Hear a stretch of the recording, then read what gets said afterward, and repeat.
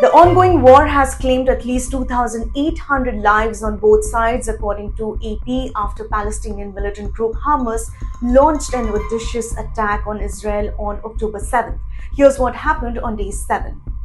The Gaza Strip-based militant group Hamas said that 13 hostages, including foreigners, were killed in Israeli strikes in the last 24 hours. Hamas's armed wing, Al-Qassam Brigades, in a statement said 6 of the hostages were killed in strikes on 2 separate locations in the northern district, and 7 more died in strikes that hit 3 locations in the Gaza district, according to news agency Reuters.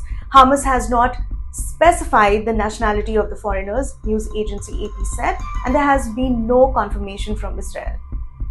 The first flight under Operation Ajay landed in Delhi from Israel early Friday on October 13th with evacuated Indians. Those who arrived were mostly students who praised the Indian embassy's smooth facilitation and coordination throughout the rescue efforts. Operation Ajay was launched by the Indian government on the 6th day of the ongoing Israel-Hamas war to repatriate Indians from Israel and Palestine through special chartered flights.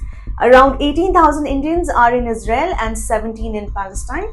The Indian Express had reported earlier the Navy will also be pressed into action if the need arises. Prime Minister Benjamin Netanyahu, in a meeting with US Secretary of Defense Lloyd Austin, said that he was appreciative of the strong stance taken by President Biden, Austin, Secretary Blinken, the American people, and the government. US Defense Secretary Lloyd Austin said that America's support for Israel is ironclad. He also added that America will continue to coordinate with Israel to help secure the release of innocent people in the clutches of Hamas. Israel's military on Friday amassed tanks ahead of a likely ground offensive as it issued a clarion call to civilians of northern Gaza, which has a population of more than 1 million people, to relocate to south within 24 hours. Meanwhile, Palestinian President Mahmoud Abbas told US Secretary of State Antony Blinken in Amman on Friday that he rejects the forced displacement of Palestinians in Gaza, the official Palestinian news agency Wafa reported. The UN Palestinian Refugee Agency described the evacuation of Gaza civilians as horrendous and said the enclave was rapidly becoming a hellhole. The agency said it had relocated its Central Operations Center and international staff to Gaza South and also urged Israel to protect all civilians in its shelters.